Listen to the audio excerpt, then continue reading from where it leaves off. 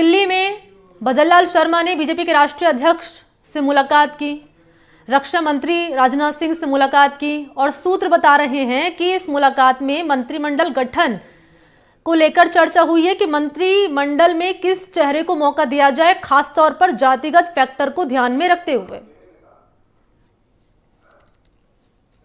जी बिल्कुल, देखिए मुख्यमंत्री और दोनों उप मुख्यमंत्री कल दिल्ली में थे और जब वो दिल्ली जा रहे थे तभी से इस बात के कयास लगाए जा रहे थे कि इनका दिल्ली दौरा जो संभावित कैबिनेट मंत्रियों का की सूची तैयार होनी है उसको लेकर के है।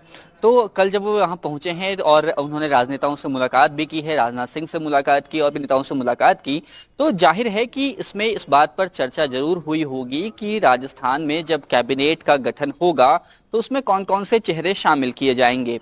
भारतीय जनता पार्टी के लिए सबसे अहम सवाल यही है कि वो कैबिनेट के गठन में किस तरह से जातीय और क्षेत्रीय संतुलन को साधती है और यही पार्टी की कोशिश होगी और इसी लिहाज से पार्टी ने कई नामों पर चर्चा की है, ऐसा हमारे सूत्र बता रहे हैं। जी, कई नामों को लेकर चर्चा की है, वो नाम कौन से बताए जा रहे हैं, सूत्र क्या बता रहे हैं, क्योंकि बड़े चेहरे तो प्रदेश बीजेपी में कई सारे हैं। बात कर ली जाए सीपी जोशी की, बात कर ली जाए वसुंधरा राजे की, किरोड़ीलाल मीणा की, किसको मौका मिल सकता है, क्योंकि मुख्यमंत्री और उप मुख्यमंत्री तीनों तो युवा बना दिए हैं। क्या लगता है कि मंत्रिमंडल में युवा नेताओं को तरजीह दी जा सकती है?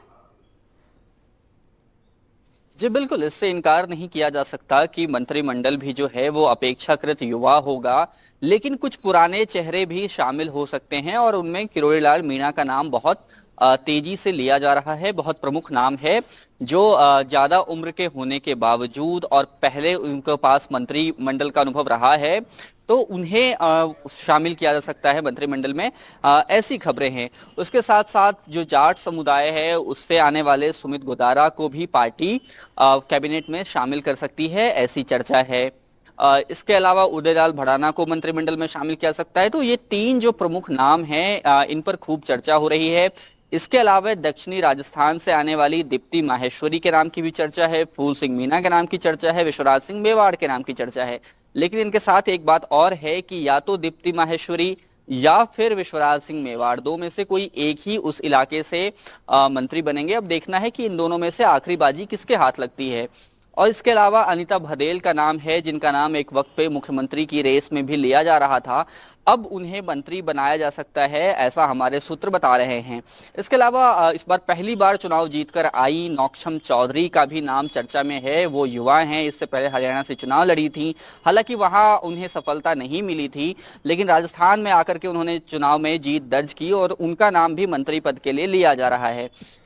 इसके अलावा भी कई सारे नाम हैं। महंत प्रतापपुरी का नाम है जो पोखरण से विधायक हैं, इस बार उन्होंने कांग्रेस में मंत्री रहे, शाले मोहम्मद को चुनाव हराया है, तो उनके नाम की भी चर्चा है और बाबा बालकनाथ के नाम की भी चर्चा है। इसके अलावा उदयलाल भड़ाना के नाम की चर्चा है।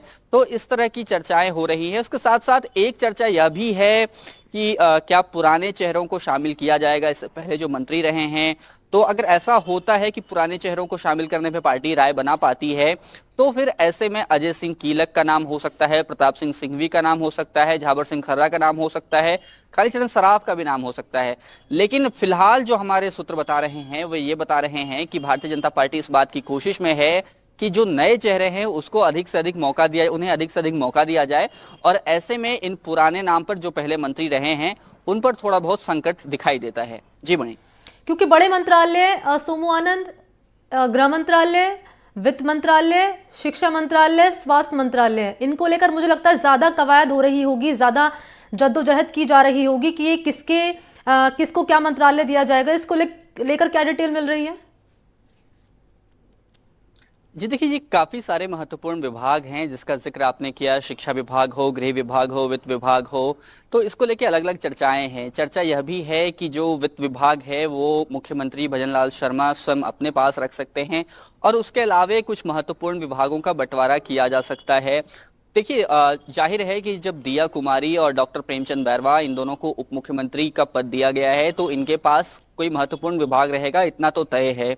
इसके साथ साथ किरोड़ीलाल मीणा जो कि बड़े दिग्गज नेता हैं, राज्यसभा के सांसद थे, पार्टी ने उन्हें टिकट दिया, वे चुनाव जीत कर आए, तो उन्हें भी पार्टी कोई महत्वपूर्ण विभाग दे सकती है, किसी महत्वपूर्ण विभाग का उन्हें मंत्री बनाया जा सकता है, इसकी सूचना है। लेकिन अभी तक कोई भी यह बताने को तैयार नहीं है कि किस मंत्री को कौन सा विभाग मिलेगा। इसलिए अभी जो भी कुछ है वो अटकलें हैं, कयासबाजियां हैं। जब एक बार कैबिनेट मंत्री का पोर्टफोलियो तय होता है, विभागों का बंटवारा होगा, तभी वो तस्वीर साफ हो पाएगी कि किस मंत्री के पास कौन सा विभाग है। तो निश्चित तौर पर यह भी काफी महत्वपूर्ण रहेगा ऐसे में, क्योंकि ये मैं इसलिए कह रही हूँ महत्वपूर्ण, क्योंकि जिस तरीके से पार्टी ने अब पहली बार के विधायकों को मुख्यमंत्री बना दिया, हमने देखा मुख्यमंत्री का पद दे दिया, तो जो पहली बार जीत कर आए विधायक उनमें तो खासा उत्साह होगा इस बात को लेकर कि हमें भी कोई बड़ी जिम्मेदारी यहाँ पर पार्टी की ओर से दी जा सकती है मंत्रिमंडल में।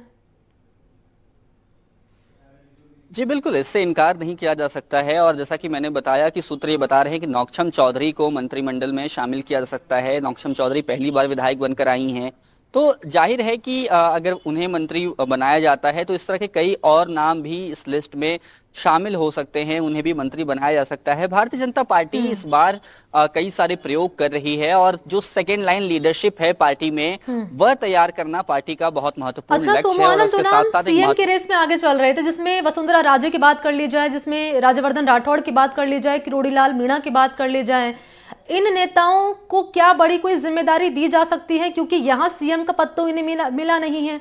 बात कर लीजिए किरोड़ी लाल मीणा की, चले खास तौर पर तो सांसद रहे, लेकिन सांसद पद से इस्तीफा दे दिया तो विधायक यहाँ पर बन गए, लेकिन उनका नाम आगे चल रहा था। ये कयास लगाया जा रहे थे कि विधायक की अगर उनको दी जाएगी तो सीएम की रेस में शामिल हो सकते हैं और क्या पता सीएम भी बनाया जाए, लेकिन ऐसा नहीं हुआ। तो क्या कोई बड़ी जिम्मेदारी इन बड़े नेताओं को दी जा सकती है? देखिए, किरोड़ी लाल मीणा को कोई बड़ी जिम्मेदारी मिल सकती है, इस बात की चर्चा है।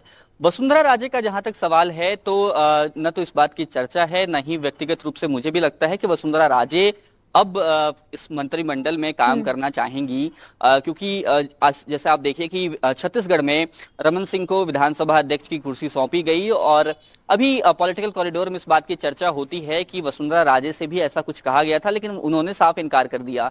वसुंधरा राजे पार्टी की बहुत सीनियर नेता हैं, दावेदार थी, वे मुख्यमंत्री नहीं बनी, तो मुझे इस बात की संभावना बहुत कम लगती है कि वसुंधरा राजे ये चाहेंगी कि वे अब भजनलाल शर्मा के मंत्रिमंडल में काम करें।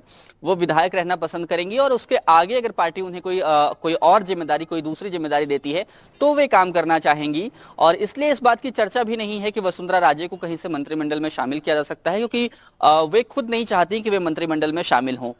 तीसरा नाम राज्यवर्धन सिंह राठौड़ का लिया आपने। देखिए, राज्यवर्धन सिंह राठौड़ के नाम को लेकर के कई तरह की शंकाएं आ गई हैं। वो शंकाएं इसलिए आ गई हैं कि तीन जो चेहरे हैं, जो अभी मुख्यमंत्री और दो उप मुख्यमंत्री बने हैं, वे तीनों ही जयपुर से ही हैं और उनमें से दिया कुमारी उसी समुदाय का प्रतिनिधित्व करती हैं जिस समुदाय से राज्यवर्धन राठौड़ आते हैं। तो अब ये पार्टी के लिए मुश्किल हो गई है कि अगर राजपूत समुदाय से ही मंत्री बनाना है तो क्या जयपुर से ही दोनों राजपूत समुदाय के मंत्री बनेंगे, या फिर जैसा मैंने कहा कि विश्वराज सिंह मेवाड़ के नाम की चर्चा है, या फिर पोकरण से विधायक महंत प्रताप पुरी की चर्चा है। इन दोनों नामों में से किसी को शामिल किया जाता है। तो राज्यवर्धन सिंह राठौड़ के नाम को लेकर के कई तरह की चर्चाएं हैं। अब देखना है कि पहले वे केंद्रीय मंत्री रहे, फिर सांसद रहे, अब विधायक हैं, क्या वे मंत्री बन पाते हैं या नहीं बन पाते हैं। तो उनके नाम को लेकर के अभी स्थिति साफ नहीं हो पाई है। देखना है कि पार्टी उन्हें क्या जिम्मेदारी देती है। निश्चित तौर पर क्या जिम्मेदारी दी जाती है, और सबसे बड़ी चुनौती जिस बात का जिक्र अभी सोमू आनंद कर रहे हैं कि जातिगत और क्षेत्रीय समीकरण, इन दोनों को कैसे साधा जाएगा। और जो बड़े नाम सीएम की रेस में आगे चल रहे थे उन्हें मुख्यमंत्री नहीं बनाया गया, अब उन्हें कौन सा बड़ा मंत्रालय दी जा सकता है, उनको क्या जिम्मेदारी दी जाएगी, ये भी काफी महत्वपूर्ण माना जा रहा है। सोमू आनंद, बहुत शुक्रिया आपका तमाम डिटेल्स साझा